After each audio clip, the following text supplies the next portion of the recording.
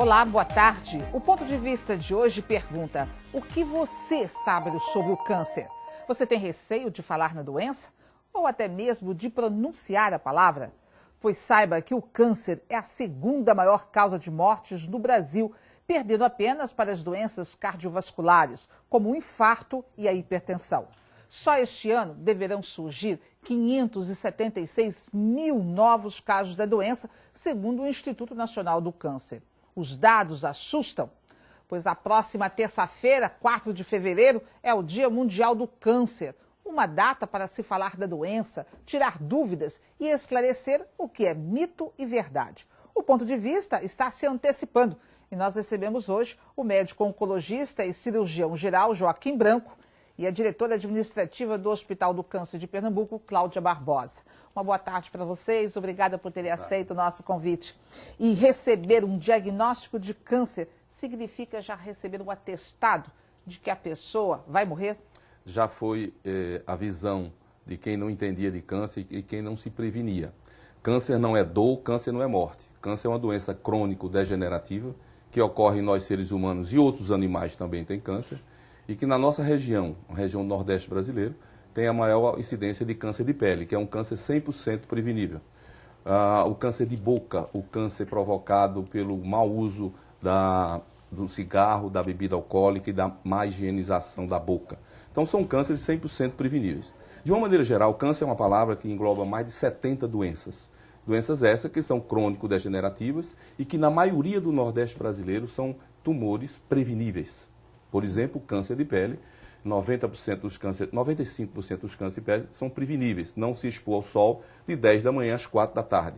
Por isso que os mexicanos usam sombreiro, chapéu grande, já se prevenir para o câncer de pele. Mas esse horário das 10 da manhã até as 4 da tarde é o horário que a maioria da população vai porque quer se bronzear, né? Mas não está informada que tem um tal de raio ultravioleta, o UV, que penetra na nossa pele, principalmente nas pessoas brancas de olhos claros, que se expõem a esse horário, prejudicando ao longo da vida, não é só um verão, não é só um fim de semana, é ao longo da vida, o trabalhador, o pescador, as pessoas ribeirinhas que trabalham, os vaqueiros do sertão que trabalham se expondo ao sol sem a proteção natural. Proteção natural, camisa de manga comprida, chapéus longos e, se possível, os protetores solares. Hoje o governo brasileiro já tem algumas determinações de fornecimento do protetor solar para os trabalhadores que se expõem ao sol. Então, câncer, resumindo, ainda é um estigma, mas hoje nós já podemos conversar, como num programa desse, nós podemos transformar isso numa boa informação. Eu lhe traria mais quando mais jovem eu era e trabalhei muito tempo na divulgação da prevenção do câncer. Nós temos uma retrospectiva muito boa. A informação chegou para câncer como chegou os remédios. Nós temos a sensação e a certeza hoje, por exemplo, que câncer de pênis nos homens, câncer de colo uterino nas mulheres, onde nós éramos estigmatizados no mundo como a capital mundial de câncer de pênis e de colo uterino, não o é mais. Por quê? Porque a informação chegou através de rádio, através da divulgação das televisões sérias, que leva ao trabalho sério de informação. As mulheres que iniciam a vida sexual e começam a fazer o preventivo ginecológico, com certeza ela não vai ter câncer de colo uterino. Os homens que têm fimose, que têm má higienização sexual, não vão ter câncer de pênis. E nós não poderíamos e não podemos ainda combater preventivamente o câncer da mama. Então, em Recife, já mudou esse aspecto. Nós temos mais câncer de mama, que não é prevenível, e o câncer de colo uterino nas mulheres diminuiu pela prevenção, pelo diagnóstico, pela informação. O trabalho de prevenção é super importante. Cláudio, no Hospital do Câncer, vocês lidam com essas doenças que o doutor Joaquim acabou de falar todos os dias. E como que é o preparo ou depois que é comunicado ao paciente que, de fato, ele está com câncer? Que trabalho é feito? Na verdade, o Hospital de Câncer de Pernambuco é uma instituição de 68 anos e a gente tem atendido, na nossa triagem, por exemplo, 200 pessoas por dia, aproximadamente, que se apresentam. Fazemos aproximadamente 1.000 atendimentos diários no hospital, por demanda espontânea ou por indicação médica, né? Ou que vem com o diagnóstico, ou que vem encaminhado por algum serviço que não é de oncologia. Então, vai para o hospital, faz a triagem e os médicos da triagem encaminham o paciente para aquele ambulatório que atenderá ao tipo de câncer ou alguma investigação e esclarecimento do diagnóstico que precisa ser feito. Mas existe algum trabalho, por exemplo, assim, junto ao próprio paciente? Porque às vezes quando você comunica que ele está com câncer, né, bate um desespero, né, de que vou morrer. Por mais que se fale, eu acho que nos últimos anos que se começou a falar muito mais e a se divulgar esse trabalho de prevenção, mas as pessoas ainda se assustam. E os mais velhos sequer gostam de pronunciar a palavra, né, achando que se você falar câncer, pronto, já contraí, que fosse uma doença contagiosa. E principalmente a família, né, que não sabe lidar com a doença. O trabalho do hospital envolve também as terapias de suporte. Nós temos o atendimento na área de serviço social, na área de fisioterapia, na área de psicologia, para dar todo o suporte ao paciente e à família, né, que precisa enfrentar a doença juntos, né? Esse é uma grande importância que a família precisa, junto com o paciente, enfrentar a doença, desmistificar os mitos e procurar informações. Então, o hospital oferece todas as terapias de suporte para o paciente e para a família. Além disso, nós temos 160 voluntários. Isso. Né? Nós temos 160 voluntários, que é um trabalho maravilhoso, da Rede Feminina de Combate ao Câncer, que é um trabalho extraordinário. Então, assim, a missão social também que aparece para o nosso paciente é muito grande, porque são pacientes carentes, a gente atende uma população, a gente está atendendo 45% aproximadamente dos casos oncológicos do estado de Pernambuco. Então, assim, é uma população do interior e da região metropolitana. Outra informação importante é que o Hospital de Câncer atende exclusivamente pacientes pelo protocolo do SUS, exclusivamente. Então, mas com todo o aparato de qualquer outro tratamento no hospital ou da rede privada do Estado. Né? Na questão de médicos. Com toda essa infraestrutura. Isso. Joaquim, você já citou alguns dos cânceres, né? Mas esses são os mais comuns? Ou existem alguns outros tipos, o que você falou ainda há pouco, o câncer de pele, né? Que é o mais incidente. Que é o mais incidente no Nordeste. Nós temos esse câncer de cabeça e pescoço, que é o câncer da exposição solar ao longo dos anos em pessoas claras. De cabeça e pescoço tem muita incidência em boca, porque na zona rural, o cigarro que masca, a dentição ruim, a má higienização e a bebida alcoólica de péssima qualidade leva realmente a câncer de boca, câncer de esôfago. Então, a incidência é grande. Nós temos também incidência grande em câncer de mama, que nos chega no hospital, e tubo digestivo. Câncer de estômago, que foi a minha tese há 30 anos, quando fui para a Itália estudar, era câncer de estômago. Diminuiu um pouco porque chegou a refrigeração, os alimentos não são mais conservados no sal, que eram as comidas conservadas no interior, e com isso diminuiu um pouco o câncer de estômago. Mas tem muito no Hospital do Câncer, já que é um hospital referência da nossa região. Com isso, nós temos um volume grande de doenças também do intestino grosso, câncer de reto, nós temos os cânceres linfáticos, nós temos muito a diversificação daquelas mais de 70 doenças que eu lhe falei, nos chega ao hospital. A grande vantagem do hospital é que nós temos do diagnóstico precoce, da prevenção ao tratamento e à reabilitação. Então, são serviços assim que você nem imagina que tem, serviço de reabilitação oral, gente que tem que perder os dentes por causa do tipo de tratamento. Aí tem lá uma pessoa que repõe os dentes, pessoas que faz as próteses do corpo humano. Para a Quer dizer, tudo que você... Para a reconstrução. Tudo que você tiver, seja o paciente que teve um câncer na perna, precisou amputar, ele já sai do hospital... Com a muleta. Com a muleta, uma orientação e a prótese. E a prótese. Se necessário for. A prótese não é rotina. A prótese não é rotina para nós. Porque já existem outras instituições que fornecem. Mas nós temos a obrigação de reabilitá-lo para voltar à convivência e à produtividade. Então, um dos aspectos importantes não é só tratar, é reabilitá-lo perante a sociedade e a família. Então, esse fator psicológico e das assistentes sociais e do voluntariado é fundamental. Eu tenho um trabalho fantástico, um trabalho sobre amputação de pênis, Helena, que nós imaginávamos quando começamos o trabalho que os homens amputados de pênis iriam ser mais sujos, iriam ser menos produtivos, e tivemos esse trabalho publicado em que eles realmente se tornam o contrário, se tornam mais limpos, mais produtivos depois do tratamento para a família, mais familiar, menos agressivo. que era o contrário que a gente pensa quando não convive com eles. A gente falou muito aqui, pelo menos nessa primeira parte do programa, sobre o câncer de pênis. E é uma coisa muito séria. O índice ainda é alto, né? E o que chama mais atenção, que a doença surge por pura falta de higiene. Você falou que depois eles se tornam mais limpos, Isso. mas eles tinham que ter se preocupado com a limpeza, né, em tomar banho e usar água e sabão antes. Mas aí faltou a informação de que só ocorre em pessoas que têm fimose, que é a pele que recobre o final do pênis e ela não arregaça, ela não expõe. Quando começa a vida sexual, o esmegma, que é a secreção normal fabricada pela extremidade distal do pênis, fica ali. Aquele esmegma com o componente sexual da transmissão do vírus HPV vai levar ao câncer. Então, a mesma higienização, mas se ele não expor, não arregaçar, ele não tem a higienização. Então, isso faz parte da cultura. Lavar bem lavado. Isso, lavar bem lavado e bem orientado. Os judeus já faziam isso há muitos e muitos anos e não sabia por quê. Por que a circuncisão no judeu? Porque os judeus morriam ao longo do mundo com câncer de pênis. Quando os rabinos descobriram isso, eles verificaram que é onde a pele cobria o pênis, e eles com aquela unha grande, antigamente, eles faziam a circuncisão, e com isso expunha a glândula e diminuía, e você não encontra nenhum judeu no mundo com câncer de pênis. Com câncer de pênis.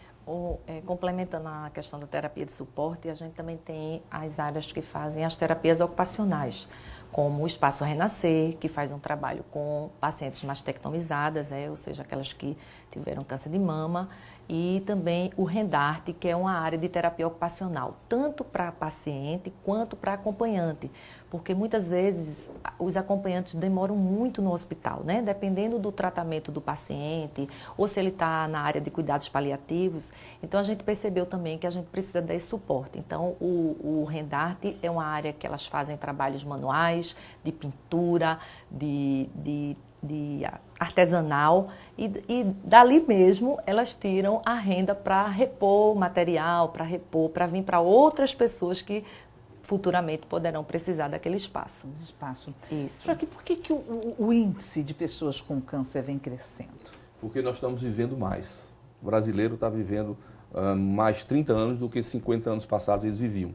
Como é uma doença crônica degenerativa, elas vão encontrando, com a idade avançada, mais câncer. Na população tem aumentado, e principalmente a população adulta de mais de 60 anos. A vida média hoje, daqui do Nordeste, é 75 anos. Nos anos 40, a vida média era 43 anos de idade. Então o câncer não chegava até ali. Hoje nós vamos ter e vamos continuar tendo mais câncer por causa da doença crônico-degenerativa. Então há uma preocupação em se divulgar, em se fazer os exames preventivos, sem sombra de dúvida. Porque a tendência é de que a gente viva mais. Exatamente. E os homens cuidar da sua próstata e do seu pulmão, as mulheres cuidar do seu colo uterino, do útero e das suas mamas, que são os mais frequentes nesses casos. Além das doenças preveníveis, boa alimentação, boa higienização, não exposição ao sol, não se expor os trabalhadores que trabalham em contato com algum agente químico que possa deteriorar a sua pele. Quer dizer, são os artifícios que nós vamos ter que utilizar através de vocês, comunicadores sérios, e que podemos reverter, e estamos revertendo, com informação. Eu dizia no outro programa que, na evolução da minha especialidade, eu achei que o que mais melhorou, o que mais atingiu a população foi comunicação. Rádio e televisão chegando nos lares que não têm oportunidade de ouvir o que nós estamos conversando. Ok, no próximo bloco eles vão responder as perguntas enviadas por vocês. Não saia daí, tem mais.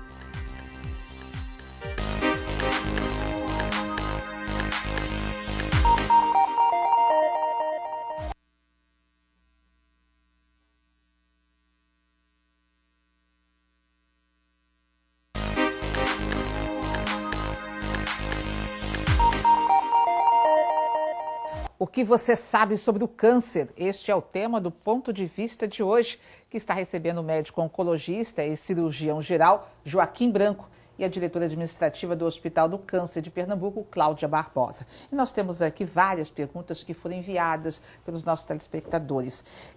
A Conceição, que mora no IPCEP, ela está perguntando o seguinte: o câncer apresenta algum tipo de sintoma para que a pessoa possa procurar o médico, assim como um resfriado, qualquer outra doença que deu uma dor? Isso. Existem 7 sintomas, mais ou menos, que a população deve estar sempre advertida. Algum sinal ou uma ferida que não cicatriza em 15 dias, deve ser procurar um médico. O sinal que você tenha uma verruga que muda de forma, muda de cor e sangra, é sinal que você deve ir ao médico. Uma mulher que menstrua normal, e menstrua intercalado, está menstruando muito, está tendo cólica, é um sinal anormal, deve procurar um ginecologista, um preventivo. Os homens que fumam, que começa a ter alguma tosse, é um sinal de alerta para pulmão. Que fica aquele pigarro, aquela coisa Isso, que a não... tosse que não melhora. O homem ou a mulher que faz a evacuação normal e um dia vai evacuar e sangra, pode ser uma hemorroida, pode ser uma fissura, mas é um sinal de alerta. O organismo dá um sinal de alerta. Se você tem empachamento, a barriga fica crescida, opada, inchada, cheia de gases, você não sabe o que é, tem que procurar saber por quê. Então são sintomas que a população às vezes pensa nos outros e não pensa em si. Cada um deve pensar em si. Se seus hábitos normais não estão funcionando, anormalmente deve procurar saber por quê. Procurar um médico. Isso. Bom, nós temos aqui Lúcia, do bairro do Panamirim. Todo tipo de câncer tem cura? Tem. A maioria é prevenível, é prevenir não ter. O diagnóstico precoce, todo diagnóstico precoce feito em câncer tem mais chance de cura do que a doença mais avançada. Mas, de uma maneira geral, nós não podemos caracterizar a doença, devemos caracterizar a pessoa. Idade, sexo, humor, equilíbrio físico e mental para poder fazer o tratamento. As armas contra o câncer são variadas. A mais importante é a prevenção, o diagnóstico precoce, tratar e reabilitar. Quando você trata, você tem a cirurgia, você tem a quimioterapia, a radioterapia, a imunologia, você tem várias armas contra o câncer. Então, essas várias armas devem ser apontadas contra o câncer e não contra o cliente, e combater e curar, com certeza. Quando a gente fala em cura, às vezes o paciente, a pessoa teve câncer, ou fez a cirurgia, fez radioterapia ou quimioterapia, quando se há necessidade de fazer, e às vezes o médico fala assim, ó, está curado. Mas na realidade tem uma história, em alguns casos, que você tem que esperar 5 anos ou 10 anos para que venha, de fato, o diagnóstico de que você está curado. Por quê? Porque depende da resposta. O câncer nada mais é do que um parasito dentro de um corpo humano, querendo crescer dentro dele e sugando tudo que ele tem. Se o cliente tiver o que nós chamamos de reserva para combater aquele câncer junto com o tratamento instituído, cirúrgico, ou quimioterápico, ou radioterápico, você tem condições de melhorar e curar. Agora, a cura, ela é de 5 anos, 10 anos, dependendo do tipo do câncer, do biotipo do cliente e como ele respondeu ao tratamento. Tá.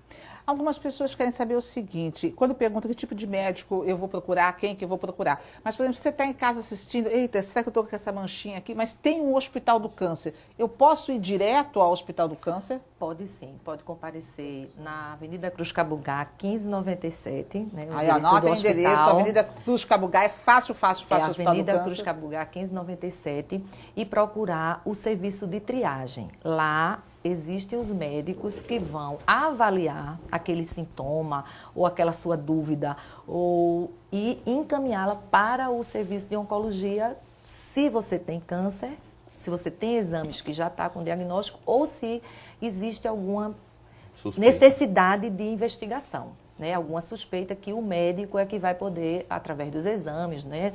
Dos exames de imagem e outros, é que vai poder dizer se você está realmente... Mas existem algumas lesões que precisam ser esclarecidas. Qual o horário? Horário, a partir das 7 horas da manhã, importantíssimo levar documentos pessoais, né, identidade, CPF, o cartão SUS. Se você tem o cartão SUS, se você não tiver o cartão SUS, você pode nos procurar, que nós fazemos na hora também. E o exame, né? Algum exame que está levando você ao hospital naquele momento, porque facilita também a avaliação do médico na triagem. Exato. Os serviços oferecidos, né, são para mamas, cabeça e pescoço, cirurgia geral, que aí o Dr. Joaquim pode dividir, aí tem a urologia, tem neurocirurgia e os de cabeça e pescoço, né? Que Ou são... seja, é todo tipo de câncer mesmo. Isso, ortopedia também, a gente tem serviço de ortopedia, pulmão. Muito complicado. Olha, qual a importância da vacina do HPV contra o câncer? Essa é importantíssima. Essa é a descoberta de que o câncer de colo uterino e de pênis vem decorrente de um HPV. HPV é um humano papilomavírus, só atinge a nós seres humanos, não atinge os animais. E alguns desses vírus são específicos para câncer de colo uterino ou câncer de pênis.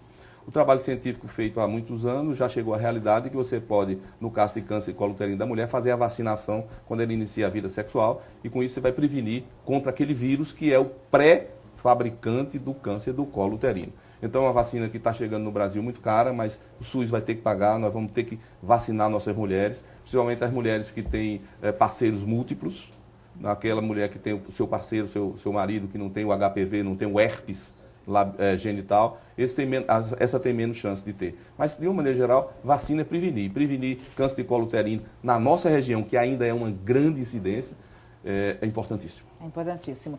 O hospital, quando se fala em medicação, ele distribui a medicação para os pacientes que precisam tomar depois que recebem alta, ou eles, de fato, eles têm que comprar? A medicação distribuída é aquela que está no protocolo SUS.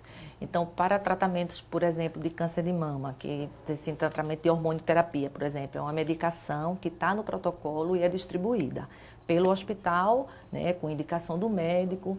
Toda medicação, a medicação de tratamento em internamento é toda de responsabilidade do hospital, né? Mas quando ele sai, recebeu, volta para casa, mas tem uma medicação para tomar, todo tipo de câncer... Depende do câncer. Depende. Por exemplo, o câncer de estômago. estômago. Depende da medicação também, das circunstâncias. Mas a maioria do tratamento do câncer é hospitalar. É hospitalar. A manutenção é hormonal. Então você trata no hospital com o quê? Com as armas que você tem, que dispõe no mundo. Hoje o hospital do câncer realmente é comparado ao tratamento que se faz no outro mundo, embora com outras tecnologias, mas se faz a mesma coisa. Os produtos são os mesmos. Os resultados vai depender de como chega o paciente no Hospital do Câncer.